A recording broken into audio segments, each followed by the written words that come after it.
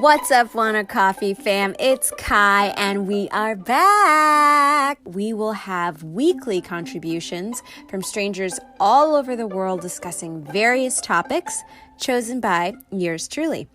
And this is the first time these contributors have spoken to one another, so you are in for a real treat. Without further ado, here's Christian and Alex with coming out stories.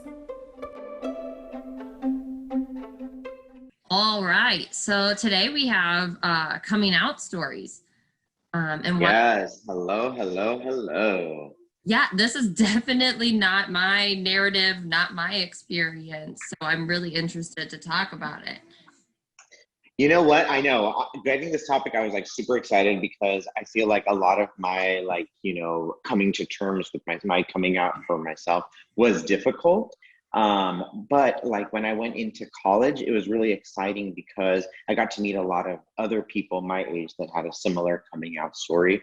I feel like in the media, sometimes like I was growing up right in the time where I think, in my opinion, gays were just started to be accepted a little more so on media and pop culture. Will and Grace was super popular, and that was, prime time show. And so I got to see a lot of the people having stories of, oh, I came out and my parents loved me and I was so accepted and like everything is great. And like that was awesome. But like hearing that over and over again was really hard for me because I did not have that experience. Just to keep it short, my parents were really, I guess, against it when it was first, when I said I was gay, or I said I'm gay. They were just not about it. So, I had like an emotional reaction of the instant cries. I had physical reaction of like, chairs being thrown or remote controls being thrown. I had like my car keys taken away from me and then thrown back at me. And like my cat was there with me for like the beginning. And then when shit got crazy, he's like, I'll wait for you in the room. And then literally the next day I read Fahrenheit 451 in 24 hours. I mean, or in less than, because I'm sure I slept some of those hours. And like a book about censorship, so crazy. And like it put me in like a really weird headspace because I knew that my parents, when I came out to them, they were against it, but we all tried to do it hush so that we wouldn't wake my brothers. And then it was Christmas time, December 21, 2014, or 4. I'm old. And we had to keep it quiet. And it was just so like weird because like everything was such a secret. So like that year, I should win an Oscar because I had to face my family and they're like, oh my gosh, how are you? How's life? How's work? I'm like, oh, I mean, your brother just, made me quit and like I'm stuck in the house. Like I'm maintaining a 4.0 GPA. But like literally it was like the acting. I was like, oh my gosh, everything's great. I had to quit my job for school. I want to focus on my studies. I'm so good. Merry Christmas. Love you. Love you so fucking much. Love my family now, but I really am not about the holidays. Traumatized. But I feel like coming into college, it was a little difficult because there was so much of like, oh, everyone's so accepting now. And I'm like, oh my God, I can only imagine the future's gonna be better. It gets better. And I'm so happy, really, like I am really, really happy. Please don't get that in the wrong way. But it was like a little difficult for me to like find my like acceptance of like, well, I had a traumatized coming out. I'm like, what am I only relating with people from the 60s? Like, come on. And then when I got to meet other people that share similar experiences, I really felt like, okay, I feel like one with the community. I feel like that was part of my growing up process. And I think it's so important to hear and to broadcast as many coming out stories as possible, because I do think it's something maybe the heterosexual community doesn't really get to experience, because there's no point where you have to literally sit, stand, and affirm who you are as if it was something to do and do it confidently. You can say it once when you are in middle school or high school, when maybe it's not as confident, when you're not sure you could be bisexual down the line, but you're going through this right now. But you have to say that and continue saying that until it becomes a confident part of you and who you are. And I think the only way to do that is by normalizing and sharing and broadcasting more coming out stories. Exactly. And for me, like, okay, so like this isn't my narrative. Like this isn't my space. You're so good. I live in my dominant space, right? I'm a white cisgender female. So like, I mean, yeah, female, but I also work in a school, so that's my dominant space. Like, it's white females, like, but for me, coming out stories are so important for my students, especially because I teach high school, so this is like a big time for those students. And then also potentially for my own children, not if it's not going to be their experience, but then they understand other people's experience. I want that broadcasted. I want it everywhere. I want them to know that it's normal and accepted. And I also want them to like never, I don't even want them to really feel like they have to have this like major coming out with me. Like, I want them to be able to just be like, hey, guess what? And then like we all carry on. And like, because that's who I am. Like, it wouldn't even, I'd be like, okay, what do you want for dinner? Like, you know, Right. like, okay, that's great. Invite them over. Like, we'll have, but I actually just had like the most mortifying experience of my life. I had a student who on a like get to know you assignment, but it was like get to know you as an English student, not like get to know you, wrote on their, and I've had this student before, wrote on this assignment, like, I now have he, him pronouns. This is my new name. And I had been dead naming him, and because I hadn't graded the assignment yet, and was absolutely mortified. And that student wasn't at school that day, so I sent them a little message like on our little system, and I was like, I am so sorry it took me so long to grade that assignment, and I'm just now seeing this. I'm so sorry that I made those mistakes and I wasn't using preferred. The student sought me out the next day and was like, it wasn't intentional. I know it wasn't intentional with you. No. You weren't ignoring anything. You just didn't know. And like, it's okay. And I'm like, I'm mortified and I feel terrible. But it was more of like no, thank you for acknowledging that, that you made an error. But also like, she's like, I know this is like this is a safe place for me. And that this is who you are. And that you didn't do it to like hurt me or to negate my existence. Yeah, exactly. And I was like, I'm so sorry. It won't ever happen. Like, totally mortified. So when I see these, when I see students struggling, like, I'm like, I'm your mom now.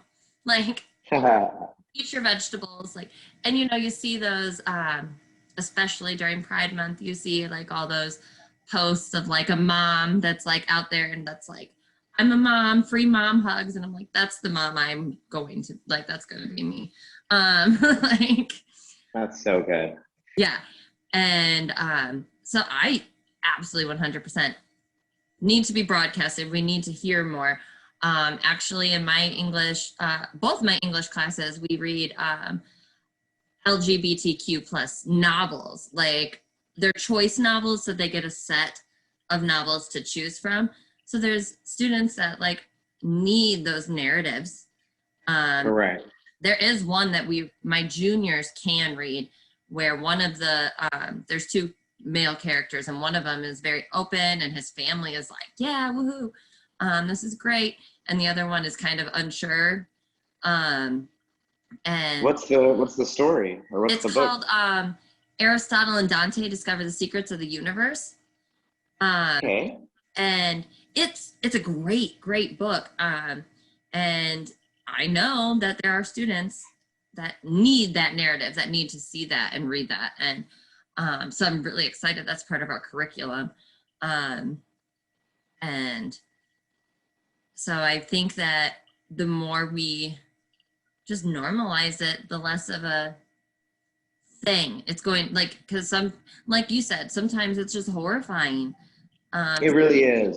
I think what we need to always remember is that there are so many people in this community that have their own stories, and we just always need to be there to listen to one another and to be there with an open arm, because I think a lot of times what we see in the media, or what essentially is visibly represented as the gay story, really isn't. And like, I'm so excited that TV shows like Pose are out. or that there is so much more trans representation in today's media, because I can only imagine what it was for those even 10 years ago.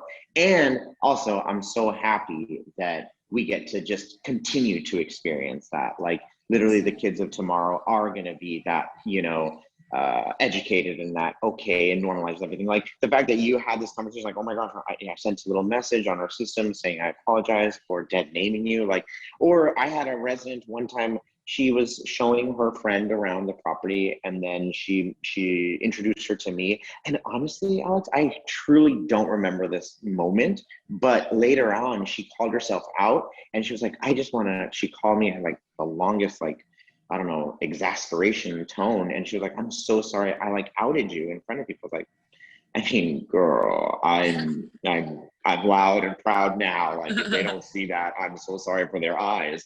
But what are you talking about?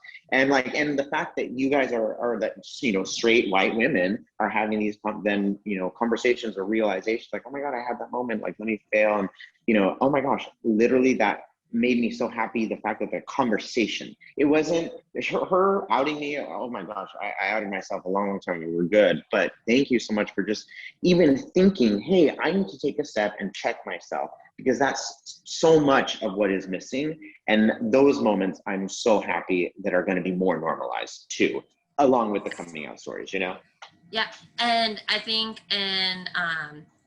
like reference to just like, representation and, it just being more accepted in society, and like we're all humans, having those candid conversations of, I fucked up, I'm sorry, like, because I have 170 students and their existence are completely valid, but sometimes I just make a mistake, and like it's just a slip of the tongue, and human error. Yeah. Exactly. And I'm like, oh shit, I'm so sorry. And I acknowledge it quickly. We've done equity studies at the school because, we're really trying to, like, the administration takes being inclusive seriously.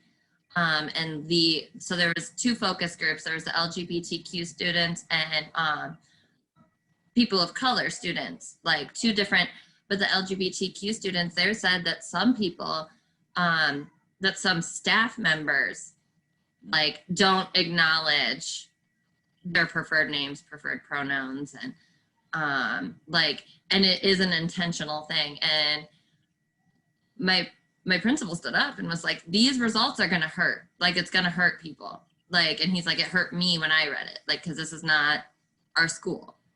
And I was like, I was mortified in that moment, and I know it's not my room. Like, I know it's not my carpet, right. And I know it's not me. But I think it's super important to continue to acknowledge when you mess up. Like, you can't just, deny somebody their identity. And again, of course, I'm human. I'm not gonna, I don't know my own name half the honestly, if you Exactly. And like, I've made the offhand joke of like, if people have misgendered me in any type of way, I've made the offhand joke of saying, oh my God, it literally depends on the time of the day, it depends on the time of the month. And now, like, I'm checking myself, like, oh no, I'm happy in my he, him. I'm so good. It's totally, I may sound female on the phone, or I may be overtly gay, but I mean, let's just, be respectful of everybody's, selves. And I'm learning that every day we're all about, just reminding ourselves, hey, okay, I'm a human and you're a human and we're the same. Like, I don't know. I don't know. I'm just really happy that this is really real, and this is a real for all of us, not only straight white women, but, gay people of color as well. We're all here to check ourselves. Yeah. And, I read White Fragility, which is not like the same topic, but there was a portion of the book that was like, this book is for the progressives who think that they're already there. That, this book is going to come at you, like, because while we're still doing the work, we're listening, and we're trying to be allies and we're trying to be better, like there's still always something to learn. And I think that's the most important thing that also comes from, you know, normalizing coming out stories, no matter how they may be, because there's a broad spectrum. There's the ones that your parents are going to hang a pride flag and be like, yeah, we're into it. And then there's the, like, you're kicked out of the house. Like there's that broad, Correct. complete spectrum. And I think we have to make sure we continue that narrative and we continue to talk about the struggles. I have a friend, she says that she didn't come out of the closet, she crashed. She crashed out. She came tumbling out because she was called out. Like it was not pretty. But I mean, she's like, you know, it's formative for who I am. And she goes, and I have no shame. Like, and I think, you know, we continue no matter how progressive I think I am, I think there's still more learning I have to do. And I can only learn that if I'm listening, especially to those coming out narratives. Amen. Amen. Only if I'm listening. I think that is the true essence of coming out stories, that the way to best learn is to listen. Yeah. And, you know, even our attendance system at school is so cool because now like, it's just a button and it switches to preferred names. Like if they've reported it to like whoever, like it's just a button and it switches your roster to,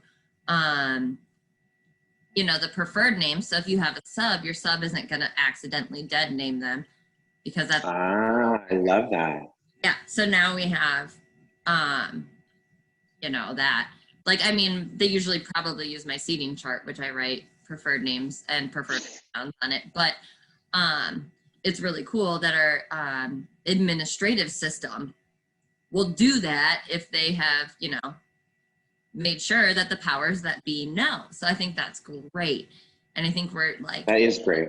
Leaps and bounds here, because that was not a thing when we were in high school. Right.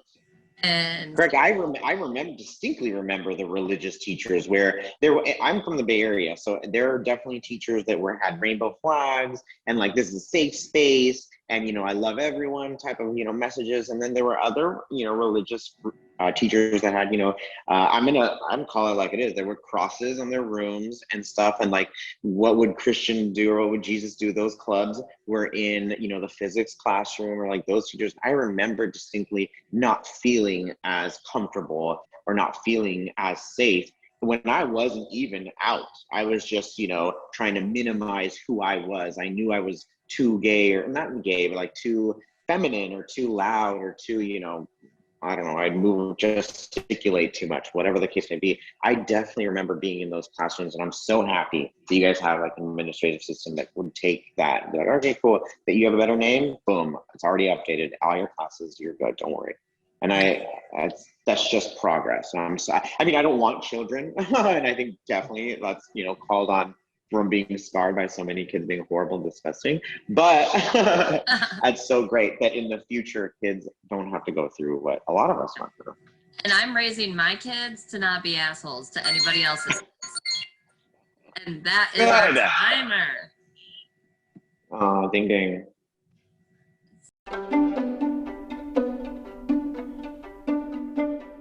Oh, this was a good one. Thank you guys so much for your amazing contributions, as always. And we want to hear from you, audience. What are your coming out stories? That's it for us, folks. Catch us next week for a brand new episode with brand new contributors. If you like what you heard, please like, share, and subscribe. You can follow us on Twitter, Facebook, and Instagram at WannaCoffeePod. That's WannaCoffeePod. I'm your host, Kai, and let's wanna coffee next week. Cheers.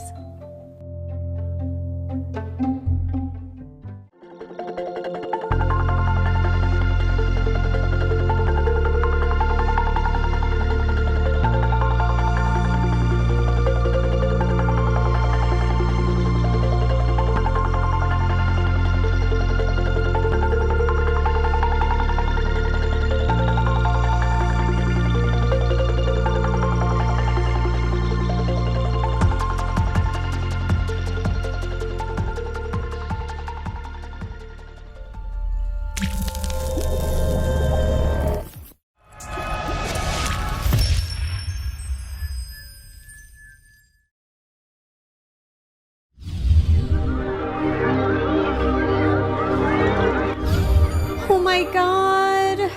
Orange is not my new black.